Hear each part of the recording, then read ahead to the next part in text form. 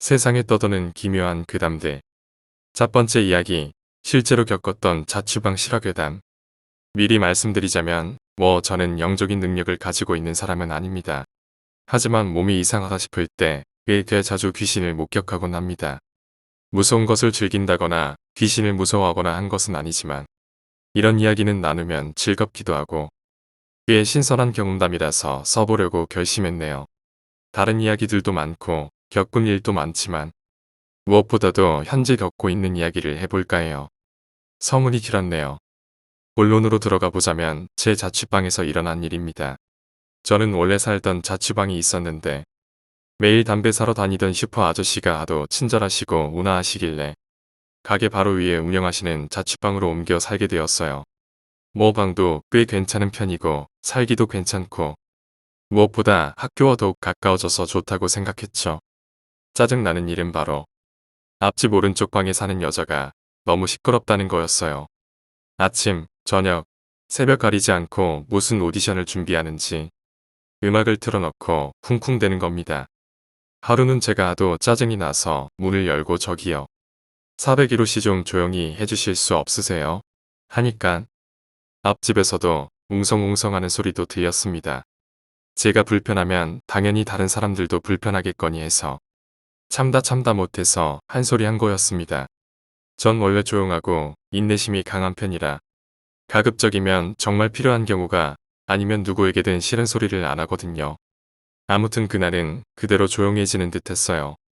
그러나 새벽에 제가 친구들과 술을 한잔하고 돌아오는 중이었는데 오늘은 친구들도 같이 춤을 추는지 무슨 배를 두들기는 소리도 나고 깔깔깔대는 소리도 나고 정말 시발 이건 아니다 싶고 취하기도 했고 문을 두드렸습니다.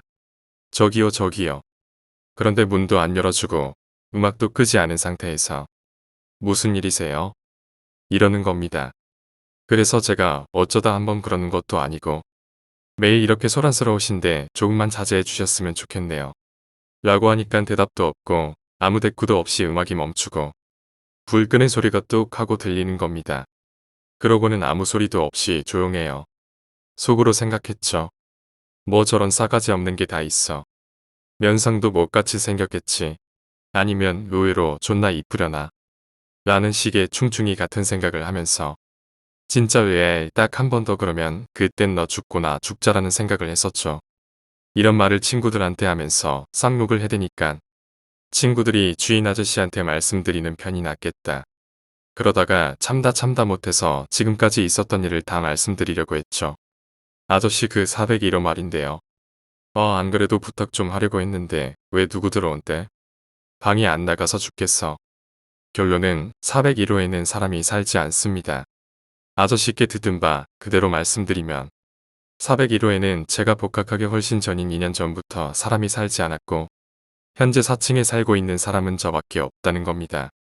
저는 지금까지 수많은 인기척도 느껴왔기 때문에 당연히 사람이 있을 거라고 생각하고 있었고 특히 401호 여자와는 대화까지 했는데 상황이 이렇게 되니 이거 참 뭐라고 표현을 해야 할지 딱 몇 자로 표현해보자면 저는 원래가 이런 현상에 대해서는 무감각하고 무서움이라는 건 제 위에 있는 형에게 느껴본 것 말고는 없습니다. 지금껏 많은 귀신들을 목격했지만 솔직히 무섭다는 생각보다도 왜 저러고 살지라는 생각 정도 되고 그냥 단지 찝찝하네요. 무엇보다 아직도 시끄럽게 떠드는 소리, 음악 소리, 쿵쿵대는 소리, 웅성웅성대는 소리와 같은 사람 소리가 들리고 있다는 거예요. 아직까지 해코지가 있다거나 하는 건 없고 단지 시끄러운 것밖에는 없는데 혹시 이런 현상들이 정말 안 좋다거나 이사를 해야 한다거나 하는 의견들이 있으시면 적어주셨으면 해요. 주인 아저씨께는 그냥 요 근래 못 먹어서 그런지 헛소리가 들리는 것 같다고 둘러댔습니다. 괜히 이상한 놈 취급받는 것도 싫고 아저씨께서 찝찝해 하실까봐요. 일단 글은 여기까지 하겠습니다. 마지막으로 401호 방문은 오픈돼 있는 상태였습니다. 열려있다고 아저씨께서 말씀하셔서 확인차 들어가 봤는데 정말 빈방이더군요. 두 번째 이야기. 이승과 저승 사이. 우리 집은 20층 아파트였고 친구들과 공식적인 성별회를 가지기 위해 준비 중이었어. 시간은 3시 정도 됐을 거야. A라는 친구는 우리 집보다 더 선 위쪽 빌라에 살고 있어서 어차피 내려오는 길이라 우리 집에 들렀다 같이 약속 장소로 가기로 했지.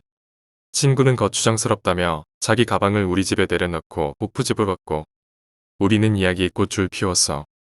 시간이 지나 파할 때가 돼서 B라는 친구가 이제 너 군대 가면 너네 집에서 자는 것도 못한다며 마지막으로 놀자고 해서 흔쾌히 허락했고 그렇게 A라는 친구와 B라는 친구 둘을 데리고 아파트에 도착했어.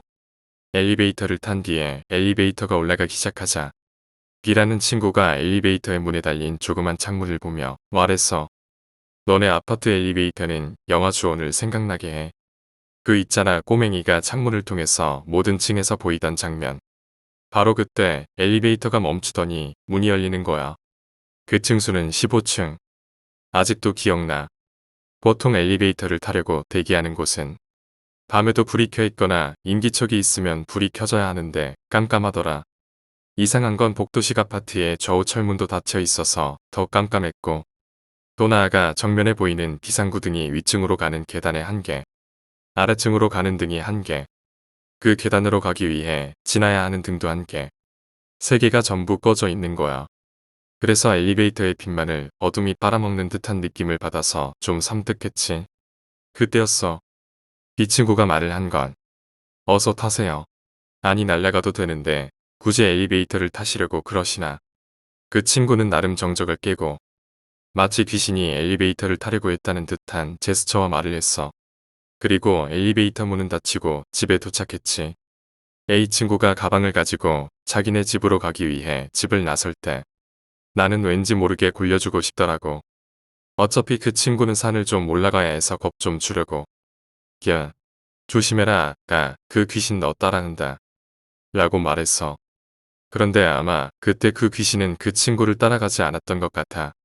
B라는 친구는 늘 하던 대로 컴퓨터 게임을 하기 시작했고 나는 침대 위에 누워 친구 게임하는 걸 보다가 잠이 들었어. 그리고 나는 꿈을 꾸게 되었는데 이상한 경험을 하게 되지. 꿈에선 나는 외딴 시골의 버스 정류장에 있었어. 근데 그거 알아? 온 세상이 칠흑같이 어두웠던 거. 저 멀리 조명이란 조명은 전부 푸른빛이었고 더욱 이상했던 건 보통 불빛이 있으면 그 주변은 밝아야 하는데 그런 게 없고 딱 그 전구만 푸른색이었어. 그 때문에 조명들이 있어도 전혀 밝지가 않았어. 그리고 난 버스 정류장에서 버스를 기다리고 있었지.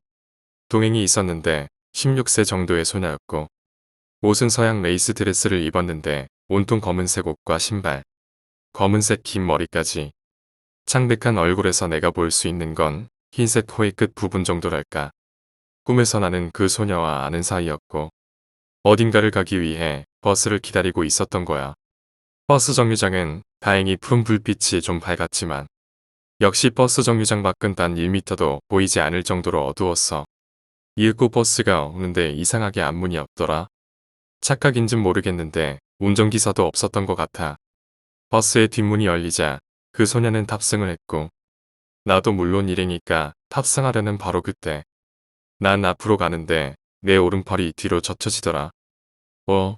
뭐지 하고 뒤를 보는데 키가 3m는 돼 보이는 장신의 여자가 왼손으로 내 오른팔을 잡고 있는 거야. 내가 178인데 내 머리가 그 여자 허리춤에 왔어. 그 여자는 검은색 원피스를 입고 있었고 머리가 긴 생머리가 허리까지 왔고 겨우 코와 입술 정도만 볼 수 있었어.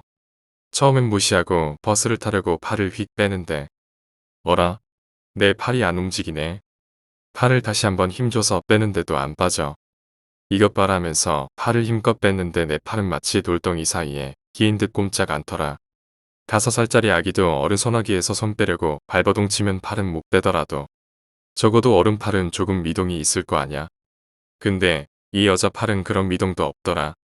그러고 나서 그 여자가 딱 한마디 하더라. 안 돼.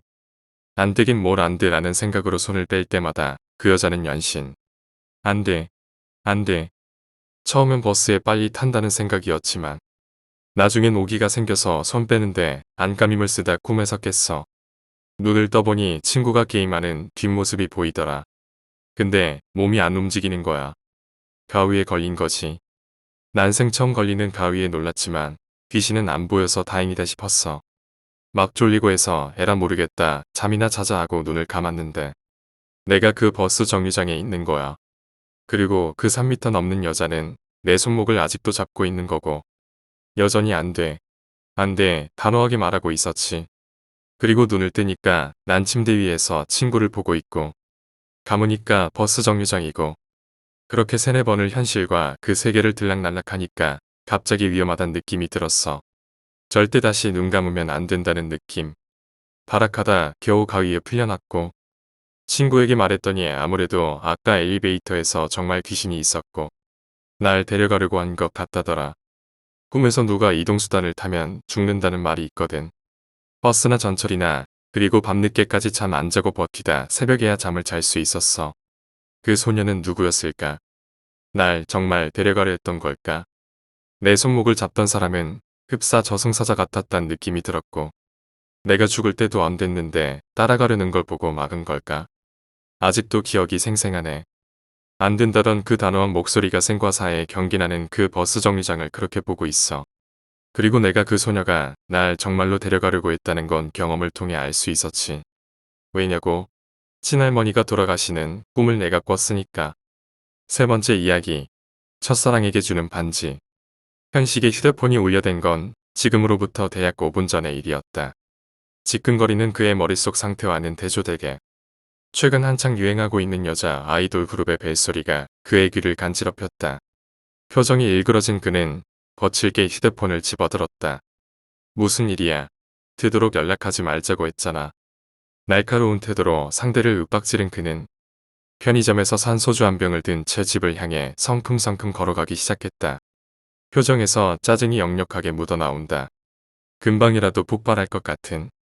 낮부터 지끈거렸던 머리가 조각조각 깨져 주변으로 흩뿌려질 것 같은 그런 느낌이었다. 어떡하냐. 현식아, 우리 어떡해. 순간 현식의 발이 멈춘다. 수화기 너머에서 들려오는 20대 중후반 남자의 울먹임 소리에 한 바가지 욕설을 장전 중이던 그의 입이 굳어버렸다. 불길한 예감이 뇌리를 스쳤고 이내 그는 휴대폰을 어깨 사이에 낀 뒤 담배 한 개비를 꺼내 입에 물기 시작했다. 무슨 일이야? 그의 목소리가 한층 진정되기 시작했다. 아니, 진정했다기보다 자신에게 닥칠 불길하고 끔찍한 미래를 담담하게 받아들이자는 태도를 보였다고 하는 게 올바를지도 모른다. 침을 꿀꺽 삼킨 뒤 담배를 한 모금 들이마셨다. 평소에는 잘 태우지도 않던 독한 담배 연기가 목을 타고 흘러 폐를 스쳐 지나간다. 어느덧 그의 심장이 가쁘게 운동하기 시작했다. 불길한 예감은 틀리지 않는다. 오래전부터 그의 주변을 맴돌던 징크스였고 앞으로도 벗어날 수 없는 속박과도 같은 기구한 운명. 서연이 시체가 사라졌어. 손에 들려있던 담배가 힘없이 떨어진다. 그것뿐만이 아니었다. 오른손에 들고 있던 봉투 역시 바닥을 향해 추락했고 유리병이 깨지는 소리와 동시에 봉투 안에서 시큼한 향기가 슬슬 피어오르기 시작했다. 하지만 그의 정신은 도저히 그런 사소한 문제를 신경 쓸 겨를이 없었다. 재빠르게 두뇌가 회전하기 시작한다. 그리고 이내 반대 방향으로 역회전. 전혀 사고 회로가 작동하지 않는다. 이성을 포기하고 본능적으로 생각하기 시작한다. 이 상황에선 어떻게 해야 할까? 그리고 그는 천천히 그리고 떨리는 목소리로 입을 열기 시작했다. 기다려, 지금 갈게. 가구를 만드는 일을 하며 생활한다는 건 녹록지 않은 일이었다. 손에는 언제나 목과 망치가 들려 있었고 누군가와 포옹을 하게 되면 달콤한 향수 냄새가 아닌 손가락 마디마디에 배어있는 독한 녹의 냄새가 풍겨오는 그런 남자가 되었다는 사실에 현식은 만족스럽지 못했고 언제나 지금 자신이 처한 상황을 한탄하며 살아가고 있었다. 태생적으로 성격 역시 글러먹었던 그는 자기보다 잘난 사람들에겐 열등감을 느껴 가까이 하고 싶지 않아 했고 자기보다 못난 사람들에겐 조롱과 한심함을 느끼며 가까이 하려 들지 않았다. 그런 이유로 그와 학창시절을 함께 보낸 친구들도 하나둘씩 그에게서 멀어져만 갔고 그의 곁에 남은 건 어렸을 때부터 함께 지내오던 창민뿐이었다. 까칠하다기보단 파탄적이라고 할 수 있는 현식의 성격에 그나마 친한 소꿉친구 하나라도 남길 수 있었던 건 오로지 창민의 바보스러움 때문이었다. 그는 현식보다 더 나은 직장에 다니고 있었고 수입 역시 상당히 차이가 날 정도로 괜찮은 삶을 살고 있었지만 둔하고 어리바리한 성격 탓에 학창시절부터 왕따를 당했었다. 그가 왕따를 당하던 시절엔 아는 척도 하지 않고 그가 먼저 말을 걸어와도 무시하던 현식이었지만 학교를 졸업한 창민은 그런 현식에게도 친근하게 다가가고 여느 때와 다름없는 행동을 보였다. 착하다기보단 그야말로 바보스럽다. 현식은 그런 창민이 마음에 들지 않았지만 또 아주 싫지만은 않았다. 자기보다 뛰어난 녀석이 자신에게 헌신적으로 또 바보스러울 정도로 따르는 모습을 보고 있자니 조금이지만 우월감마저 느껴지는 것 같았으니까. 아직까지 남아있는 그의 유일한 술친구. 그렇기에 그날 역시 평소처럼 그와 술 한 잔을 기울이고 있었을 뿐이었다. 우연이라면 우연일 수도 있었다. 그녀를 만나기 전까지 우린 그녀에 관해 이야기하고 있었으니까. 너도 서연이 좋아했었지. 먼저 입을 연 건 현식이었다. 잔을 기울인 뒤 알싸한 알코올로 입안을 한번 헹구고 안주로 나온 계란찜을 크게 한 숟갈 부어 입안에 집어넣었다. 바보 같은 주제의 주량은 또 상당한 녀석이었기에 현식의 얼굴에 옅은 붉은 빛이 맴돌 무렵에도 창민은 여전히 멀쩡한 얼굴로 그를 바라보고 있을 뿐이었다. 아니, 그 질문을 했던 순간엔 창민의 얼굴 역시 멀쩡하지 않았다. 그 역시 작게나마 붉은 빛을 띠고 있었다. 술을 마셔서 그런 게 아니라 그의 질문에 부끄러움을 느꼈기 때문일 거라고 생각한다. 알고 있었어? 당연히 알고 있었지. 응? 너 그때 동네 문방구에서 산 딱지 막 하트 모양으로 오려서 서연이 주고 그랬었잖아. 그랬었나? 부끄럽다는 듯 웃으며 고개를 숙이는 창민의 모습에 현식도 피식 웃음 치었다. 언제적 이야기일까? 어린 시절을 함께 보낸 친구는 현식과 창민뿐만이 아니었다. 그 자리엔 한 명이 더 있었으니까. 유소연, 현식, 그리고 창민. 두 남자가 모두 좋아했던 그녀. 지금까지도 잊히지가 않는 그녀. 고등학생이 되었을 때 부모님의 지갑에까지 손을 대며 구했던 반지가 그녀의 손가락으로 들어가기도 전에 현식을 차버렸던 매몰찬 그녀. 고등학교를 졸업한 뒤엔 지금까지 연락 한 번 해보지 못하고 멀어져간 그녀. 현식은 또다시 잔을 기울이기 시작했다. 망할년, 내가 그때 그 반지를 어떻게 구한 건데. 현식이 읊조리기 시작했다. 창민은 그의 말을 들으며 가만히 고개를 두어 번 끄덕일 뿐이었다. 현식에게 동조하려는 건 아닌 듯 싶었다. 그저 자신의 앞에 앉아있는 소꿉친구의 말을 듣고 있다는 사실을 행동으로 보여주려는 것일 뿐. 그러던 그가 이내 고개를 들어 올리고 입을 열기 시작했다. 사실 그때 말이야. 나도 고백했었어. 창민의 말에 현식의 표정이 찌푸려지기 시작한다. 처음 듣는 이야기였기 때문이다. 고백했었다니. 자기가 했던 고백 다음에 창민 역시 그녀에게 고백했다는 소릴까? 그래서 어떻게 됐는데? 만약 고백에 성공하고 자신 몰래 두 사람이 사귀었었다는 이야기가 나오기 시작한다면 지금 당장 술판을 엎고 그의 머리통에 소주병을 내려치리라고 다짐하며 현식은 담담한 듯한 어투를 유지한 채 그에게 물었다. 그러자 창민은 고개를 절레절레 젓기 시작한다. 안 됐어. 그렇겠지. 나도 안 됐었는데 내가 됐을 리가 없지. 누가 들어도 공격적인 성향을 강하게 띠고 있는 문장이었지만 창민은 피식 웃으며 넘길 뿐이었다. 이러니까 바보 소리를 듣지 그렇게 생각하며 현식은 그의 잔에 술 한 잔을 건네며 입을 열기 시작했다. 요즘엔 연락 안 해. 그때 이 동네에서 조금 멀리 떨어진 대학으로 진학했다는 소식만 들었는데 고등학교 이후론 한 번도 못 봤네. 너 아직도 서연이 좋아하냐? 문득 내뱉어진 현식의 말의 계란찜을 향해 움직이던 창민의 손이 허공에서 멈췄다. 그는 약간 고민하는 듯한 표정을 짓더니 또다시 피식하고 웃음을 지으며 고개를 절레절레 저을 뿐이었다. 아니, 그게 몇 년 전 일인데 지금은 다 잊었지. 그래. 현식이 말했고 이내 두 사람은 누가 먼저라고 할 새도 없이 호탕하게 웃음 짓기 시작했다. 술 한 잔을 더 기울인다. 안주로 시켰던 계란찜이 어느덧 바닥을 보이기 시작했고 현식이 약간의 몽롱함을 느낄 무렵이었다. 아줌마, 여기 계란말이 하나. 현식이 손을 들며 그렇게 말하던 중 문득 자신의 뒤에 서 있던 누군가가 그의 손을 덥석 잡기 시작했다. 순간 당황한 현식이 화들짝 놀라며 고개를 돌렸고 그의 뒤를 바라보던 창민의 표정에도 놀라움과 당황함이 묻어나오기 시작했다. 뭐야? 현식은 재빨리 상대의 손을 뿌리침과 동시에 상대의 얼굴을 바라보기 시작했다. 여자였다.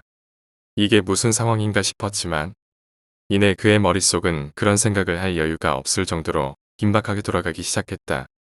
고개가 저절로 갸웃거려지고 저도 모르게 심장이 두근거리기 시작했다. 익숙한 얼굴이었으니까. 유서연. 맞구나. 너희 현식이랑 창민이 맞지? 어머, 이게 얼마만이야. 느닷없고 말도 안 되는 상황에서 그들은 그녀와 만났다. 수년 전 자신들이 짝사랑했던 그 상대와 야, 이게 진짜 얼마만이야. 고등학교 졸업하고 바로 헤어졌으니까. 7년 만인가? 땅콩 과자를 우물거리며 서연이 말했다. 그 말에 현식과 창민은 여전히 멍한 얼굴로 그녀를 바라보고 있을 뿐 어떻게 된 일인지 아직 잘 실감이 나지 않는 것 같았다. 내가 왜 여기 있는 거야? 오랜만에 친구들 얼굴 보러 왔지. 이쪽으로 와서 할 일도 있고. 할 일? 뭐 그런 게 있어. 그나저나 어떻게 이렇게 만나냐. 우연히 지나가다가 포장마차 쪽을 봤는데 익숙한 얼굴이 있는 거야. 혹시 싶어서 가까이 갔는데 아무리 봐도 맞는 것 같고 그래서 일단 손을 잡아버렸지. 바보야. 모르는 사람이었으면 어쩔 뻔했어. 에이, 아무리 그래도 내가 몇 년지기 친구들 얼굴을 잊어버렸겠어. 소연이 배시시 웃으며 말하기 시작했다. 그녀의 모습에 두 남자 모두 굳어있던 표정을 풀고 웃음 짓기 시작한다. 그녀는 하나도 변하지 않았다. 예전부터 그랬다. 아주 어렸을 적 세 사람이 집 근처 산 중턱에 위치한 폐가에 가보자는 이야기가 나왔을 때도 눈물까지 보이며 우리를 말렸던 창민과는 달리 서연은 상당히 적극적이었다. 현식 역시 그때는 아무렇지 않은 척 앞장서서 걸어섰었지만 물론 전혀 무섭지 않았을 리가 없었다.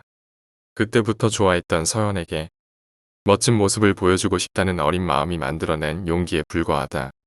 하지만 그런 것도 서연이 자신들과 멀어진 후론 전부 추억으로 남아버릴 줄 알았는데 설마 그녀와 이렇게 또 만나게 되다니 전혀 예상하지 못했던 일이었다.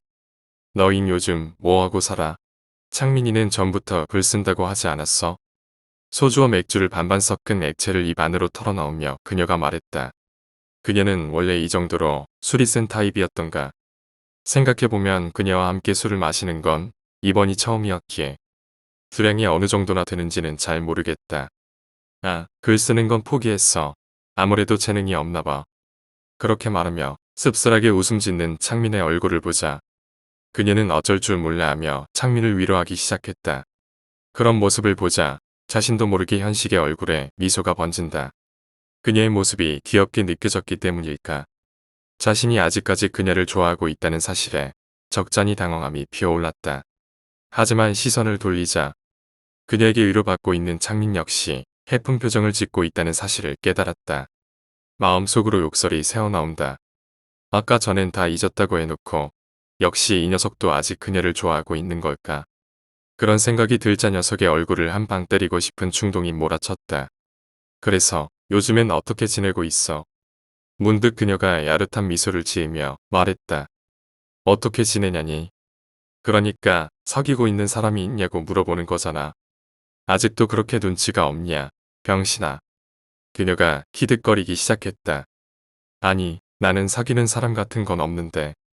먼저 입을 연 건 창민이었다. 평소와 다름없이 우물거리는 듯한 말투였다. 그 정도나 나이를 먹어가지고 뭐가 그렇게 부끄러운 건지. 계집 같다고 해야 할까. 아무튼 현식의 마음에 들지 않는 녀석이다. 나도 없어. 요즘 바쁘거든. 막상 말을 내뱉고 난 뒤 마지막 문장은 말하지 말 걸 하는 후회가 들어오기 시작했다. 괜히 자신은 만들 수 있지만 바빠서 어쩔 수 없이 솔로로 남아있다는 걸 강조하는 듯한 어투가 되어버렸으니까. 그걸 알아차렸다는 듯이 서연이 또다시 웃음 짓기 시작한다. 그럴 줄 알았다. 너희들 그래가지고 결혼은 언제 할래? 그러는 너는 남자친구 있다는 거야? 현식이 조금 떨리는 어투로 묻기 시작했다. 그의 말에 창민 역시 두 눈을 동그랗게 뜨고 그녀의 대답을 기다린다. 자신을 바라보는 두 남자의 시선을 느낀 걸까? 서연은 또다시 술잔을 기울인 뒤 고개를 절레절레 저으며 대답했다. 없어. 미안하다 없는 주제에 큰소리쳐서. 옌병 다 거기서 거기구만. 현식의 말을 시작으로 세 사람 모두 웃음 짓기 시작했다. 그렇게 한동안 화목한 분위기가 흘러가기 시작했다. 현식도, 창민도, 서연도 거리낌 없이 술잔을 기울이며 웃고 떠들었다. 오랜만에 만난 사이였음에도 불구하고 그들 사이에선 전혀 거리감이 느껴지지 않았다. 바로 어제 만난 것처럼 친근하고 부드러운 느낌. 소꿉친구라는 게 이런 걸까? 방금 전까지 포장마차에서 실컷 마시고 왔음에도 불구하고 오늘따라 술이 더욱 잘 들어가는 듯 싶다. 아직 그녀에게 잘 보이고 싶은 마음이 남아있는 걸까? 평소의 주량을 훨씬 넘긴 지 오래였다. 아니, 어쩌면 지금 술을 마시는 이 장소가 그가 홀로 살고 있는 단칸 방이어서 그런 걸지도 모른다. 술에 취하면 바로 드러누워 잠에 들면 되니까. 물론 그러고 싶은 생각은 전혀 없었지만 그러니까 그때 존나 짜증났다니까. 서연의 얼굴 역시 붉어지기 시작했다. 물론 창민도 마찬가지다. 그 역시 평소의 주량을 뛰어넘은 지 오래였으니까.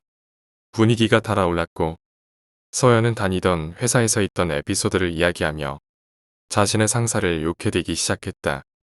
야, 넌 여자애가 존나가 뭐냐 존나가. 고운 말 좀 쓰고 다녀라. 왜? 여자는 그런 말 쓰면 안 된다는 법이라도 있냐? 존나 짜증났다는 걸 존나 짜증났다고 하지 뭐라고 해. 그럼. 나도 몰라 임마. 여기 작가 되겠다고 설치던 놈한테 물어보면 되잖아. 그럼 되겠네. 창민아 존나 짜증났다는 걸 곱게 말하려면 어떻게 해야 되는 거냐? 그냥 존나 짜증났다고 해. 맞네. 시발. 거봐. 맞잖아. 아니 그러니까 그래서 어떻게 됐냐면 시간은 계속 흘러갔다. 우리도 그렇고 그녀도 그렇고 누구도 먼저 자리에서 일어나고 싶은 생각이 없었던 걸지도 모른다. 너무 오랜만에 만나서 그런 걸까? 지금 이대로 헤어지면 다시는 못 볼 것만 같은 기분이 들었기에 어지럽고 울렁거리는 머리를 붙잡고도 계속해서 술을 들이킬 뿐이었다. 이상하게 기분이 좋은 날이었다. 그녀가 지금까지 살아오면서 듣고 배운 모든 욕들을 사용해가며 자신의 상사를 실컷 욕한 뒤엔 창민의 하소연이 시작됐다. 자신의 글을 매몰차게 거절하던 출판사 직원의 이름을 언급하며 욕설을 내뱉기 시작하는 지금까지 알던 창민의 모습과는 사뭇 다르다. 이 녀석도 술이 들어가면 평소의 병신 같은 이미지가 사라지는 건가. 그나마 좀 낫네. 이제야 조금 호감 가는 인물상이 됐다. 현식은 그렇게 생각하며 또다시 술잔을 기울이기 시작했다. 창민의 이야기가 끝났다. 해롱해롱거리면서도 연신 창민의 이야기에 맞장구 쳐주던 서연은 이번엔 그를 재촉하기 시작했다. 안주로 사온 과자가 다 떨어졌기에 새롭게 안주거리 삼을 이야기를 꺼내보라고. 하지만 현식은 더 이상 생각을 할 정도의 의식이 남아있지 않았다.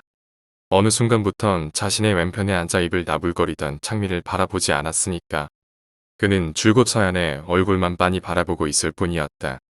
어느 정도 나이가 차서 그런 걸까?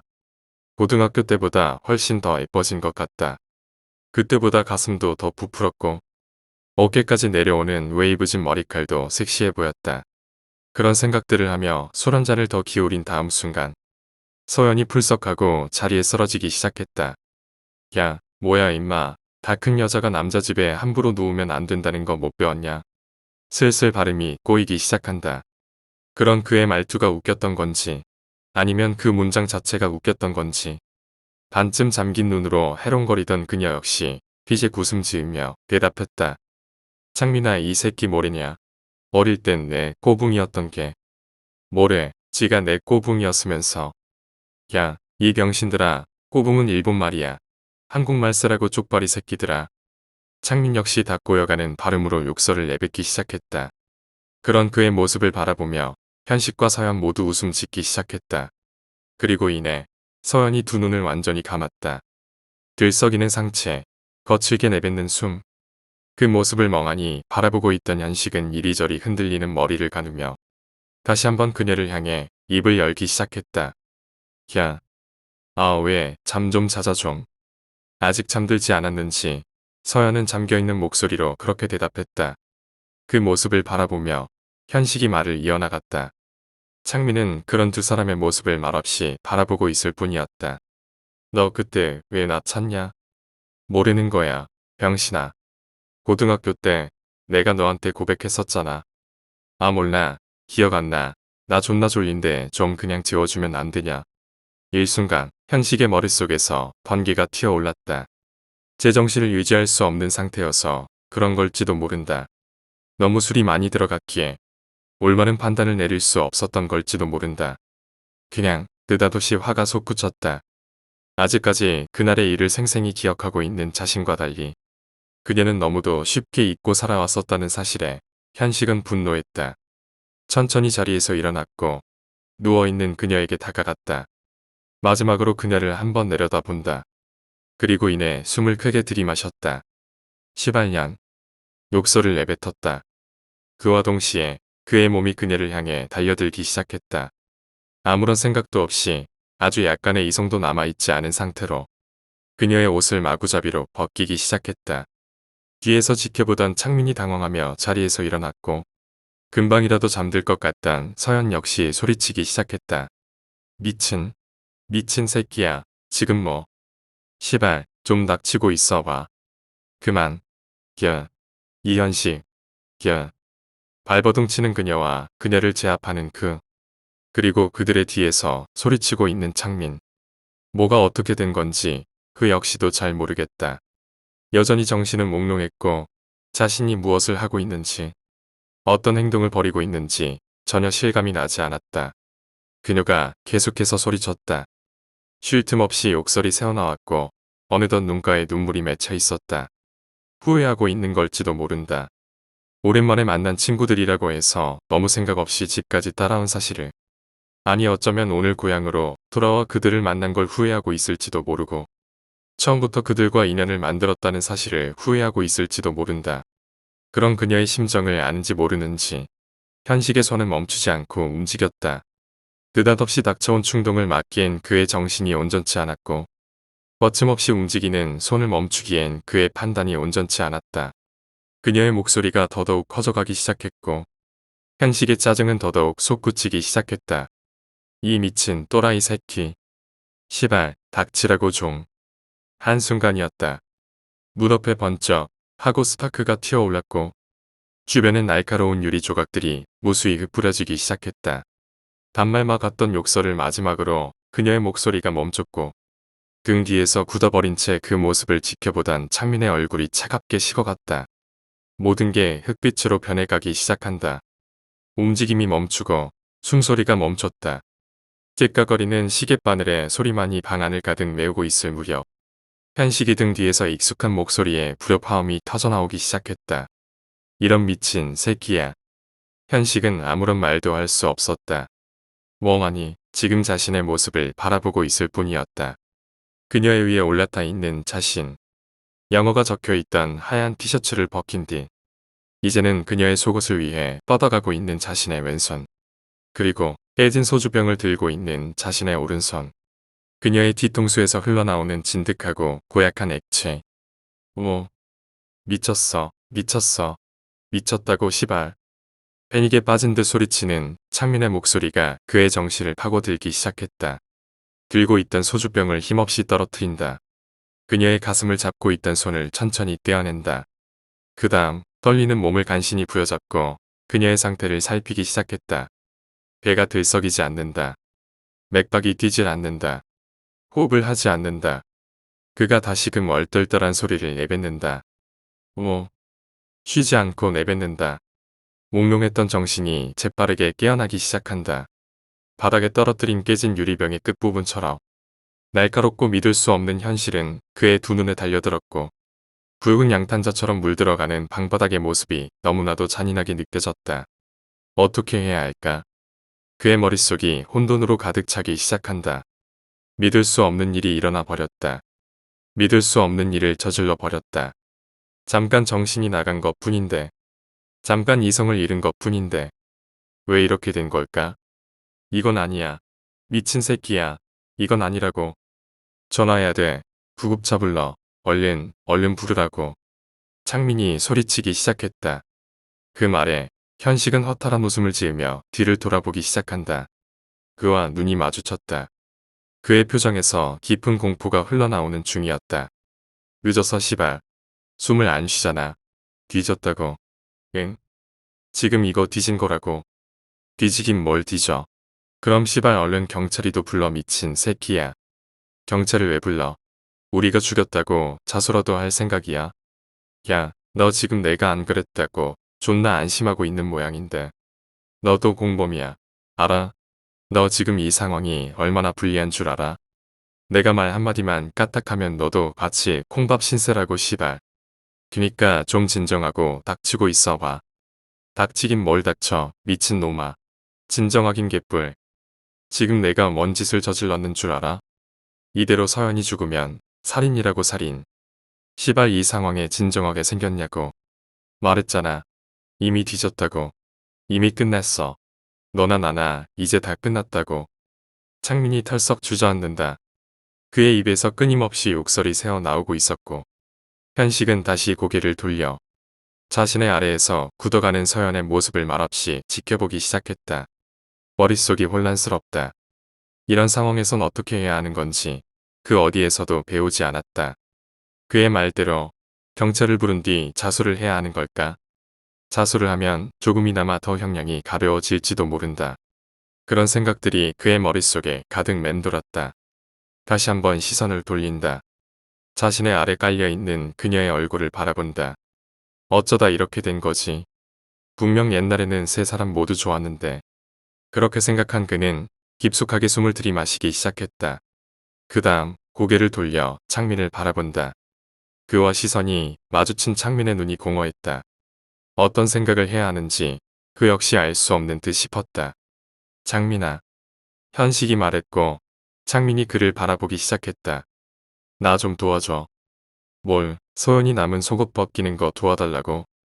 창민이 허탈한 웃음을 지으며 그렇게 말했지만 현식은 대답하지 않았다. 분명 몇 시간 전에 현식이었다면 짜증을 내며 윽박질렀을 텐데. 그리고 분명 몇 시간 전에 창민이었다면 현식에게 이런 식의 어투를 보이지도 않았을 테지. 시체, 숨겨야 돼. 뭐, 거기 있잖아. 우리 옛날에 셋이서 갔던 폐가. 그거 아직 남아있지? 그때 둘이 올라갔다가 아직도 남아있는 거 보고 엄청 놀랐었잖아. 그치? 가자. 거기 가야 돼. 미친 새끼, 너 지금 존나 미쳤어. 이러다 진짜 우리 다 뒤진다고. 지금이라도 신고하자. 잘못했다고 존나 빌어보자고. 이대로 자수해도 다 뒤지는 건 똑같다고. 할 수 있는 데까진 해봐야 할 거 아니야. 그니까 시발 나 좀 도와주라고. 아 시발. 창민이 소리치기 시작했다. 그런 그의 모습을 바라보며 현식은 다시 한번 입술을 움직였다. 숨기자, 이거. 현식이 도착했을 때 창식은 신발의 앞부분으로 흙바닥을 벅벅 차대며 담배를 피우고 있었다. 분명 담배는 전에 끊었다고 했었던 것 같은데 아무래도 다시 피우기로 한 모양이다. 이런 상황에까지 와서 왜 다시 담배를 피우냐고 물어보는 것도 웃기는 것 같아서 현식은 내색 않고 그에게 다가가기 시작했다. 지금 가장 중요한 건 그런 사소한 문제가 아니었으니까. 무슨 소리야. 시체가 사라졌다니 그게 말이 다 돼? 나도 모르겠어. 그냥 오니까 없었다고. 여긴 또 왜 온 거야? 되도록이면 여기 오지 말고. 연락도 하지 말자고 내가 말했잖아. 가만히 있을 수가 없었어. 불안해서 죽을 것 같았다고. 병신 새끼. 현식은 속으로 그렇게 읊조리며 창민에게서 시선을 돌렸다. 천천히 폐가 안으로 들어가기 시작한다. 과거에 어떤 사람이 살던 집이었는지는 잘 모르겠다. 아니, 이제 와서 생각해보면 사람이 살았던 집은 아닌 듯 싶다. 근처 밭에서 일하시던 분들이 잠깐 와서 쉬기도 하고 잠을 자기도 하고 잠을 먹기도 하는 공간으로 만들어진 듯한 집이지만 근처에서 밭을 가꾸는 사람이 없는 지금 그 누구도 이곳을 사용하지 않는다. 남몰래 무언가를 숨기기엔 딱 좋은 조건이다. 그런데 대체 왜? 없어진 이유가 뭐지? 야, 이거 들킨 거 아니야? 어제 우리가 숨기는 거 누가 보고? 그럴 리가 없잖아. 그러면 지금 이 근처가 이렇게 조용하겠어? 애당초 어젠 아무도 없었다고. 정확히는 어제가 아니다. 오늘 새벽 4시 무렵이었으니까 사람이 있었을 리가 없다. 꼼꼼하게 체크했고 원래 산을 오르는 길이 아닌 다른 곳을 이용해 올라왔으니까. 산 아래 공원의 화장실. 그 화장실의 가장 끝에 칸으로 들어가면 성인 남자 한 명이 들어갈 수 있는 정도의 창이 나온다. 물론 창문을 전부 떼어낸 다음의 이야기지만 창문을 떼어내고 한 사람이 넘어간 뒤 화장실 안에 있는 시체를 미리 나간 한 사람에게 넘긴 뒤 나머지 사람도 변기를 밟고 올라가 창을 넘는다. 떼어낸 창문 따위는 시체를 안전하게 숨긴 뒤 일반적인 등산로로 내려와 자연스럽게 화장실로 들어간 뒤 다시 붙이면 된다. 주변에 사람은 없었다. 공원은 한적했고 나갈 때도 다시 들어올 때도 사람은 없었다. 화장실 역시 그 사이 우리를 제외한 누군가가 드나든 흔적은 없었다. 모든 것이 완벽했다. 들킬 이유는 없었다. 미친. 내가 미쳤지. 큰 소리 내지 마. 이미 늦었어. 이젠 너도 완전히 공범이라고. 현식이 말하자 창민은 입술을 물어뜯으며 고개를 숙였다. 이제 어떡하지? 일단 시체가 사라졌다는 건 누가 가져갔다는 거잖아. 심각하다고. 우리 어떡해? 서연이가 살아있었을 가능성은 없나? 그 말에 창민은 잠시 멍 때리는 듯 하더니 이내 고개를 절레절레 저으며 현식의 말을 부정하기 시작했다. 말도 안 된다고. 피가 얼마나 나왔는지 못 봤어? 그리고 우리가 그냥 가져다 둔 것도 아니잖아. 랩으로 칭칭 감았다고. 과다출혈이 아니라도 질식해서 죽었을 거라고. 너 말 너무 막 하는 것 같은데. 만약 서연이가 질식해서 죽었으면 서연이를 죽인 건 내가 아니라 너다. 내가 감았잖아. 능구렁이 같은 현식의 말에 창민의 표정이 급격하게 굳어가기 시작한다. 파랗게 질려 마치 공포영화에서 등장할 법한 귀신의 모습처럼 변해가던 창민은 또다시 머리를 부여잡고 신음을 내뱉기 시작했다. 그래도 죽인 건 너잖아. 난 시발 내가 도와달라 그래서. 알았으니까 소리 좀 낮추라고 제발. 여기 산이야. 소리 다 올리는 거 몰라? 우리 지금 여기 있다고. 새벽에 시체 숨겨놨었는데. 그게 없어졌다고 다 소문낼 일 있어? 현식이 창민을 윽박지르기 시작했다.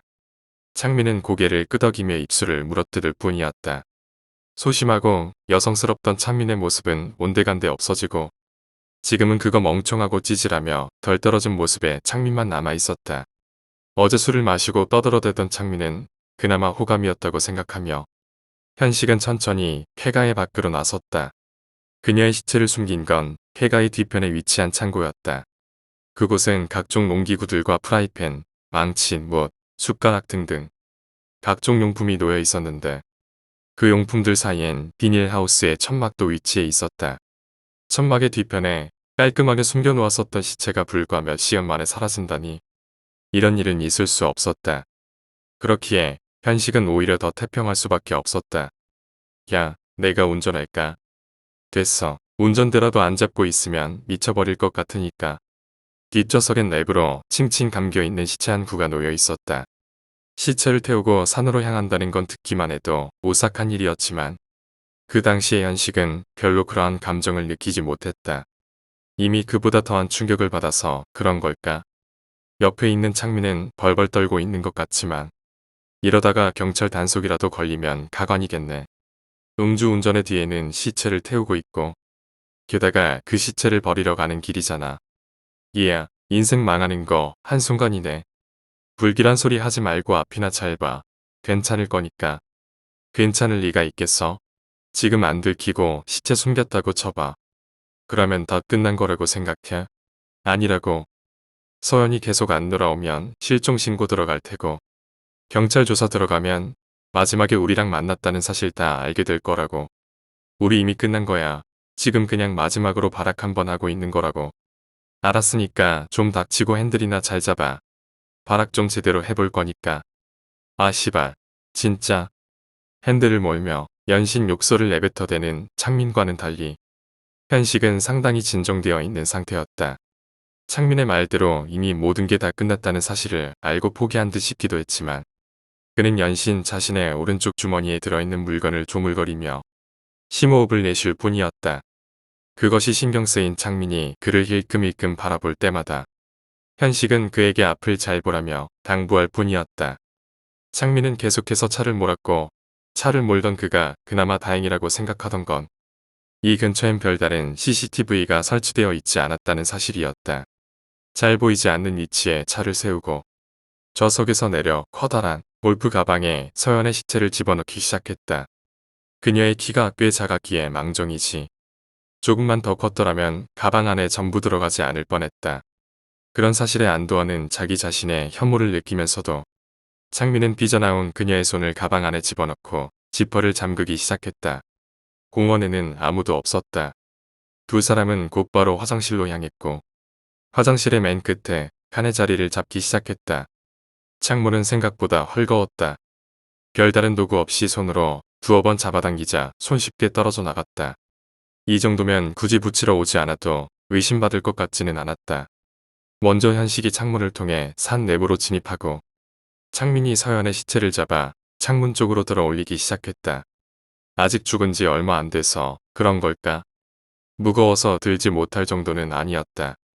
원래 서연이가 이렇게 가벼웠던 건가? 시체를 넘기고 그 역시 창문 밖을 향해 나가기 시작했다. 주변이 어두워서 오싹한 분위기를 연출했지만 그들이 나아가는 데에는 별다른 문제가 없었다. 어릴 적부터 항상 다니던 곳이었으니까. 그래도 밤의 산행은 위험했고 종식 등산로가 아니었기에 조금은 조심하자는 생각으로 휴대폰에 플래시 라이트를 작동시켰다. 약한 불빛으로 설정해놨기에 나무들이 막아주고 있는 지금으로선 다른 사람들 눈에 띄지는 않을 것 같았다. 중간중간에 길이 끊어진 부분이 있어 어쩔 수 없이 정식 등산로로 조금 올라가야 하는 일이 있었지만 그때에도 별다른 문제는 없었다. 다른 사람들의 모습은 보이지 않았고 산짐승들의 소리도 들리지 않았으니까. 해가에 도착했을 때 창민은 왠지 모를 해방감을 느꼈다. 차 안에서 말했던 것처럼 지금 시체를 잘 숨겨봤자 자신들의 죄를 완전히 묻을 수 있을 가능성은 현저히 낮았지만 그래도 지금 이 순간만큼은 이유 모를 해방감이 느껴지기 시작했다. 가방에서 서연의 시체를 꺼내 창고 안에 깊숙이 숨겨두었다. 절대 보이지 않는다. 가방채로 숨겨놓자는 이야기를 꺼냈었지만 후에 만일이라도 시체가 발견되었을 때 가방 때문에 들킬지도 모른다는 현실에 말에 창민은 수긍했다. 생각해보면 굳이 가방이 아니더라도 우리가 들킬 가능성은 많았지만 나 먼저 나가 있을게. 왜? 못 보겠어. 토할 것 같아. 마음대로 해. 다 됐으니까. 나도 금방 나갈게. 창민은 고개를 끄덕이고 창고를 빠져나왔다. 죽은 지 얼마 되지 않았기 때문일까? 악취가 나진 않았지만 흐릿한 피냄새가 창민의 코에 흘러들어온다. 알 수 없는 표정을 지으며 창고 밖을 빠져나간 창민은 그 앞에 쥐저앉아 머리를 감싸고 심호흡을 반복할 뿐이었다. 그 뒤 시체를 숨기고 나온 듯 현식이 담배에 불을 붙이기 시작했다. 그 모습을 보자 창민 역시 금연을 하고 싶던 마음이 싹 사라지긴 했지만 지금 여기서 담배를 피우고 싶진 않았다. 담배 연기는 수 킬로미터까지 날아간다. 그런 생각에 현식에게 담배를 끄라는 말을 해도 현식은 괜찮다며 연기를 깊게 빨아들일 뿐이었다. 너 먼저 내려가고 있어. 나 담배만 다 피우고 내려갈 테니까. 화장실 앞에서 보자. 생각해보면 꽤 괴상한 말이었음에도 불구하고 그 당시에 창민은 재빨리 고개를 끄덕이고 산을 내려가기 시작했다. 어쩌면 저 담배 때문에 우리의 범행이 들키고 이대로 다른 사람에게 목격될지도 모른다는 불안함이 들었기 때문일지도 모른다. 이에 어찌되었건 창민은 먼저 길을 나섰고 어느 정도 계단을 내려온 뒤 등을 돌려봤던 현식은 주머니에서 반짝이는 무언가를 꺼내 폐가 쪽으로 걸어가는 중이었다. 야, 그렇게 벌벌 떨고 있지 말고 담배나 피우고 있어. 폐가의 앞마당에서 쭈그리고 앉아있는 창민에게 다가간 현식이 그렇게 말했다. 그러자 창민은 고개를 돌려 그를 바라보곤 이해할 수 없다는 표정으로 대답하기 시작했다. 지금 안 떨고 있게 생겼어? 시체가 사라졌다고. 넌 왜 이렇게 태평한 건데? 야, 생각해봐. 우리 지금 좆된 거라고. 진짜 인생 쪽 난 거야 지금. 괜찮아. 내가 알아서 다 할 테니까. 뭘 한다는 거야. 지금이라도 경찰서 가서 싹싹 빌라고. 우와, 그럼 퍽이나 받아주겠다. 감방 가기 싫어서 시체를 숨겼는데 그게 사라졌지 뭐예요. 그래서 그냥 자수나 하려고요. 와, 선빵이나 안 맞으면 다행이겠네. 괜찮다니까. 창민의 표정이 굳어가기 시작한다. 현식의 태평한 태도에 질려버린 걸까? 어쩌면 지금 그가 무슨 생각을 하고 있는지 알 수 없어서 그런 걸지도 모른다. 창민의 머릿속이 급격하게 돌아가기 시작한다. 그의 옆자리에 앉은 현식이 담배에 불을 붙였다. 독한 향기가 창민의 코를 찔렀고 창민 역시 작은 한숨을 내쉬며 담배에 불을 붙이기 시작했다. 같은 종류의 담배다. 끊었다가 다시 피는 건데 바로 이렇게 독한 거 피는 거냐? 뭔 상관이야. 어차피 이제 다 끝났는데. 우와, 망했다, 시발. 그나저나 너 갑자기 말투가 변했다. 딴 사람 된 줄 알겠는데. 그러게 나도 놀랐는데 사람이 살인사건 한 번 목격하고 시체 유기 한 번 정도 하면 다 이렇게 되는 모양이다. 창민이 욕설을 내뱉으며 말하기 시작했고 그 말에 현식이 웃음 짓기 시작했다. 한동안 두 사람의 담배 연기만이 근처에 맴돌았다. 더 이상 대화가 이어지지도 않았고 뜨거운 불길이 담배의 필터에 닿는 순간까지 둘 중 누군가가 먼저 일어나는 일도 없었다. 손가락의 끝부분이 조금 뜨겁다는 생각이 들어올 즈음에 창민은 손에 들려있던 담배를 아무렇게나 집어던졌다. 그래봤자 이 근처는 흙바닥이라서 불이 붙을 염려도 없었다. 불이 붙으면 어떠랴. 이미 말도 안 되는 제목이 붙어버린 범죄자인데. 그렇게 생각할 무렵 옆자리에 앉아있던 현식이 입을 열기 시작했다. 존나 궁금한 게 있는데 말이야.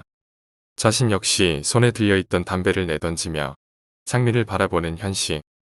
창민 역시 그의 얼굴을 바라보기 시작했다. 너 그때 서연이 다 잊었다고 하지 않았었냐? 그때는 개뿔, 어제구만. 응, 그러니까 말이야. 다 잊었다고 했잖아. 나도 몰라. 막상 보니까 또 좋은 걸 어떡해. 첫사랑은 못 잊는다던데. 진짠가? 아, 시발. 내가 거기서 발정 나서 헛짓만 안 했어도 이번엔 진짜 잘해보려고 했는데. 병신, 너 이미 한 번 차였다며. 근데 받아주겠냐? 미안해서라도 안 받아주겠다. 옌병, 지도 한 번 차인 주제에. 현식이 웃음 지었다. 지금의 창민은 그의 호감이다.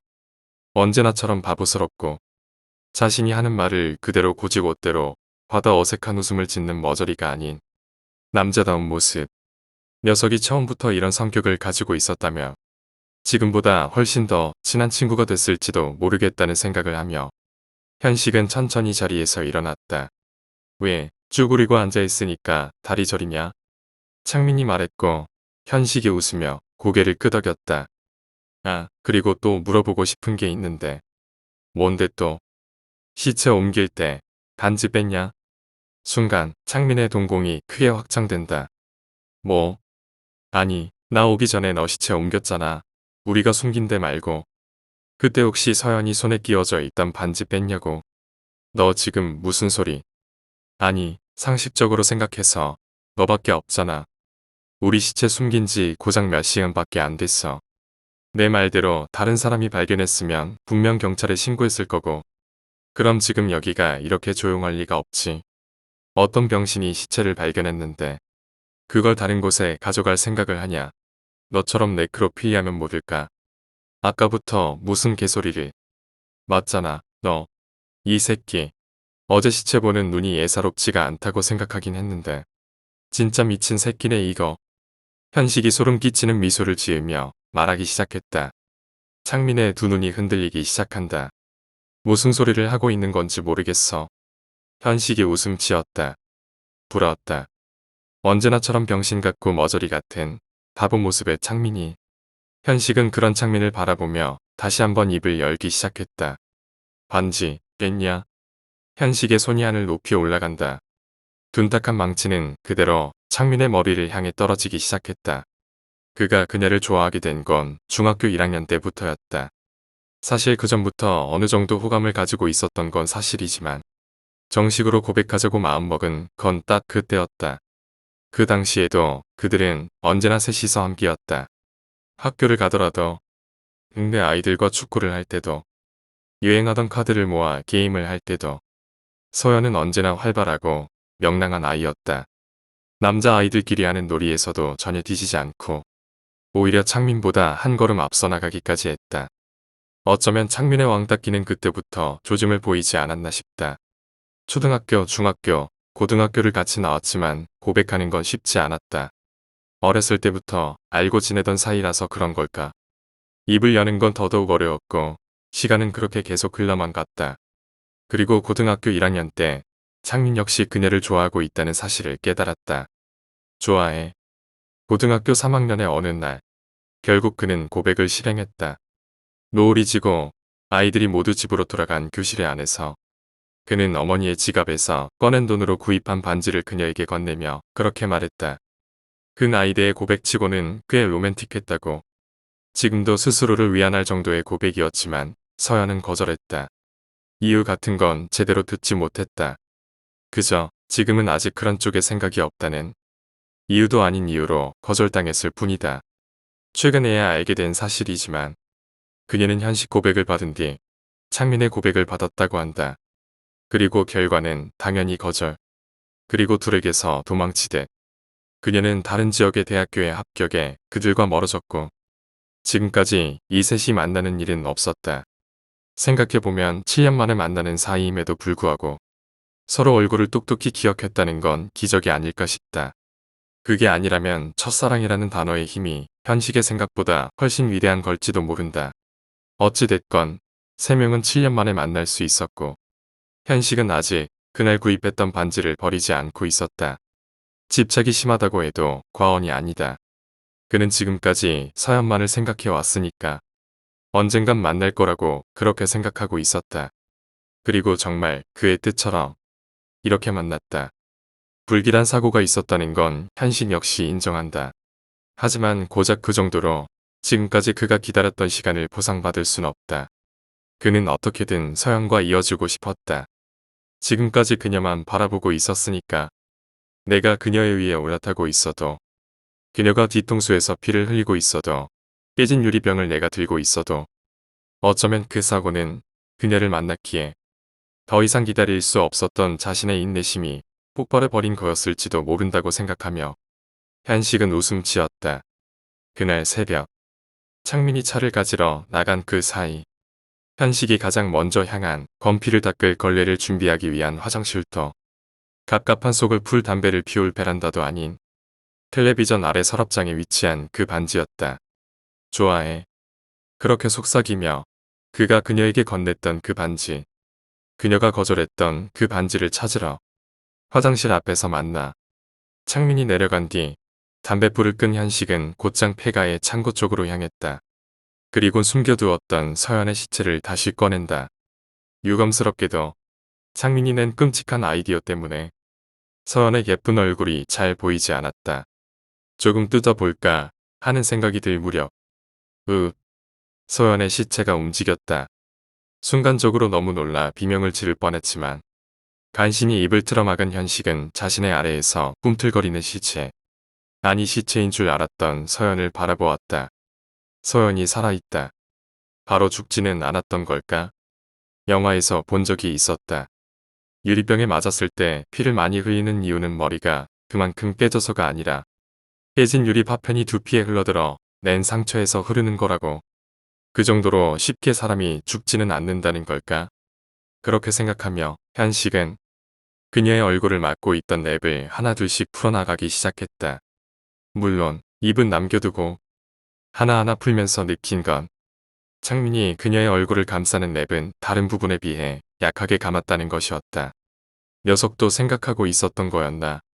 만약 지금처럼 그녀가 현식의 한 방으로 죽지 않는 상황이 온다면 그 상황에서 그녀를 죽인 건 현식이 아니라 랩을 씌운 자신이 된다는 걸. 랩을 어느 정도 푼 현식은 자신의 발치에서 헐떡이는 서연의 얼굴을 바라보았다. 그녀의 얼굴에선 아무것도 느껴지지 않았다. 그저 랩 안에서 자신이 내뱉은 이산화탄소를 너무 들이마셔서 반쯤 정신이 나가 있는 상태인 것 같았다. 몽롱한 눈빛으로 자신을 애달프게 바라보는 그녀의 모습에 현식은 저도 모르게 흥분할 뻔했지만 이내 정신을 차렸다. 지금 같은 타이밍에 또다시 흥분해서 일을 망치면 안 된다. 지금은 최고로 로맨틱해야 했으니까. 풀린 눈으로 자신을 바라보는 서연의 이마에 작게 입맞춤을 나눈 뒤 그녀의 오른쪽 약지에 자신이 준비했던 반지를 끼우기 시작했다. 반지를 끼우는 중에도 서연은 아무런 말도 반항도 하지 않고 있을 뿐이었다. 그저 어지러웠을 뿐이었겠지만 현식은 그게 자신을 받아들이는 거라고 생각하며 기뻐했다. 반지를 끼우고 다시 랩을 씌운다. 하나둘씩 랩이 다시 자신의 얼굴을 가려오기 시작하자 몽롱한 정신에서도 서연은 소리를 질러댔다. 으둀 하는 소리가 폐가의 창고 내에서 울려 퍼진다. 이내 랩이 얼굴을 완전히 감았을 때 현식은 두 손으로 그녀의 목을 조르기 시작했다. 만약 또 우연히 살아나게 된다면 골치 아파진다.